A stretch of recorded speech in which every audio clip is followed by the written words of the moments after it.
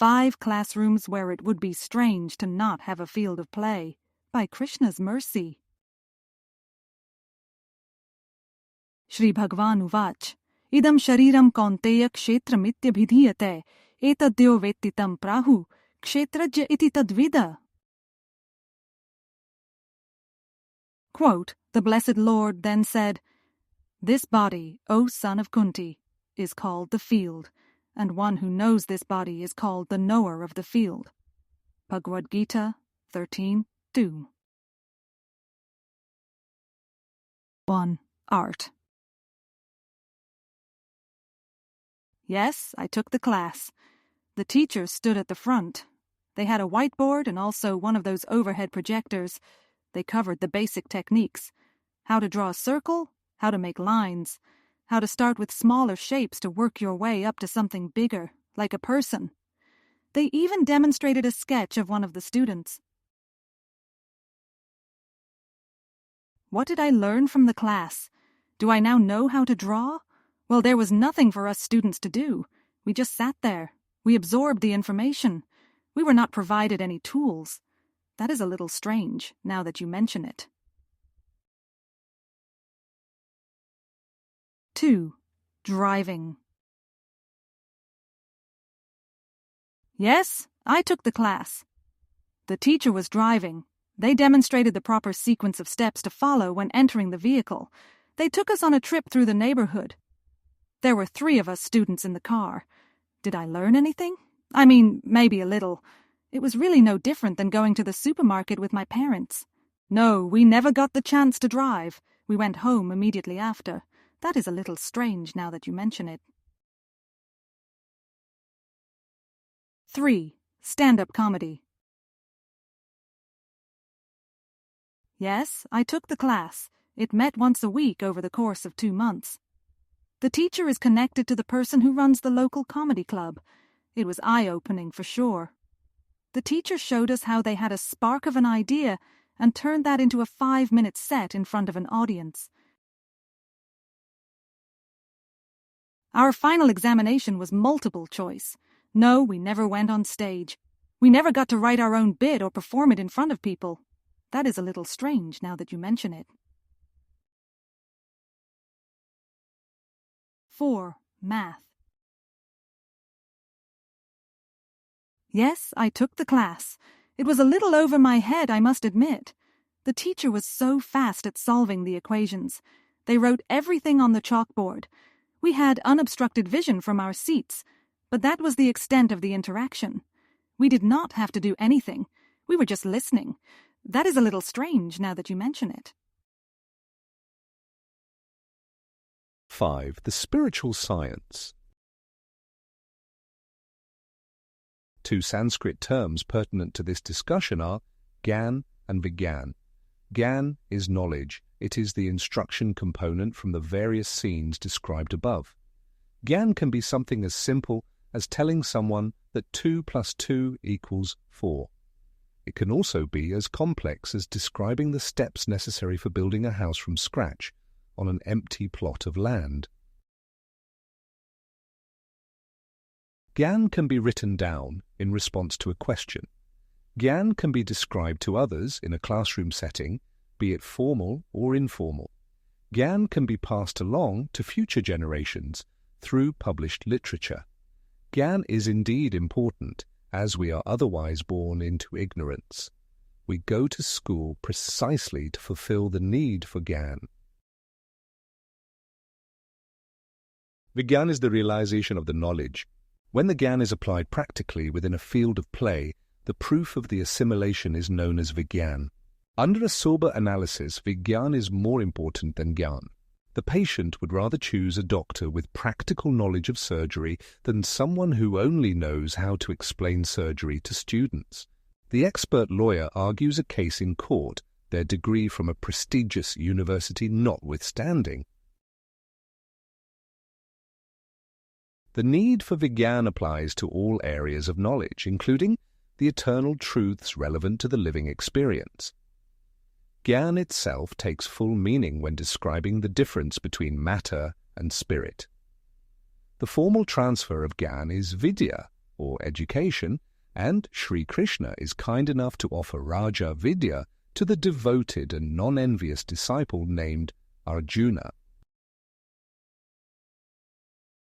Raja Vidya Raja Guhyam Pavitram Idam Uttamam Pratyakshaavagamam Dharmyam Susukham Kartum Avyayam. Quote, "This knowledge is the king of education, the most secret of all secrets. It is the purest knowledge, and because it gives direct perception of the self by realization, it is the perfection of religion. It is everlasting, and it is joyfully performed." Lord Krishna, Bhagavad-gita 9.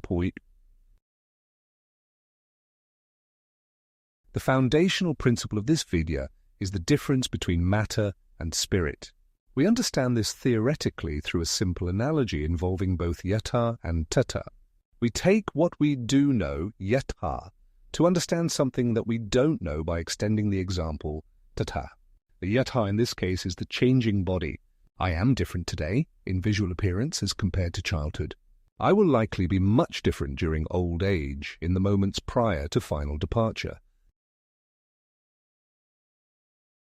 Dehinosmin yatha dehe kaumaram yauvanam jara tatha dehantar praptir dhiras tatra na muhyati. Quote, "As the embodied soul continually passes in this body from boyhood to youth to old age, the soul similarly passes into another body at death. The self-realized soul is not bewildered by such a change." Lord Krishna, Bhagavad-gita 2:13. I am the same individual throughout the changes. That is the yatha or the anchor principle. We take this and extend to something we may not know as well, death and the afterlife. We use yatha and extend it, tata, to understand that we will stay the same individual after death. That death is just like yatha, the changing of bodies we accept as truth from our experiences at present. Sri Krishna could stop here. The foundation is profound enough to warrant a pause on the student's part. This is a lot to take in, though the words are not many. At the same time, what good is Gyan without a next step? What is the student supposed to make of the knowledge? The teacher in this case is kind enough to reveal a field of play. The physical field, kshetra, at that very moment can be used for testing the principle. Arjuna is a military man. He is set to begin a great war. There are rivals assembled. They are on the opposite side. They are intent on fighting to the death. That is the whole objective in a war, to kill people and break things. Arjuna can use that kshetra to apply the principle of the steady identity across changing bodies. He can test the principle through his activity. Will he continue to lament the final change known as death? Will he misplace concern over something which lacks endurance, while ignoring that the factor with endurance can never suffer actual harm? Nasto vidyate bhavo na bhavo vidyate satah ubhayorapi drishto antastvanayos tattva darshibhiha. Quote, "Those who are seers of the truth have concluded that of the non-existent there is no endurance, and of the existent there is no cessation.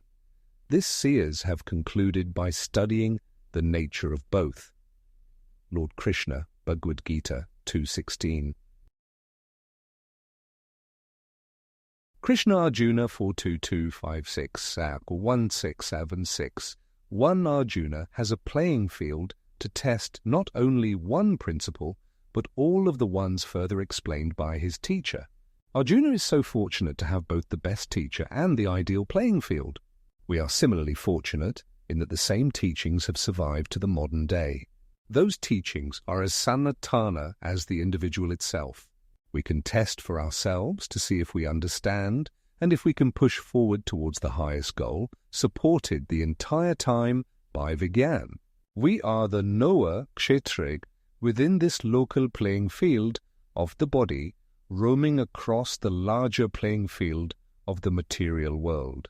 We have been in ignorance for far too long, but on the strength of Arjuna and his fearlessness in surrender to Krishna, we can finally reach the proper destination, Param Gatim. In closing, so many words to say, profound knowledge to display, to Arjuna wisdom gave, for his spirits to save, but important after carefully stacked, field of play upon which to act. Arjuna in that war with Krishna by his side, our opportunity too over which to preside.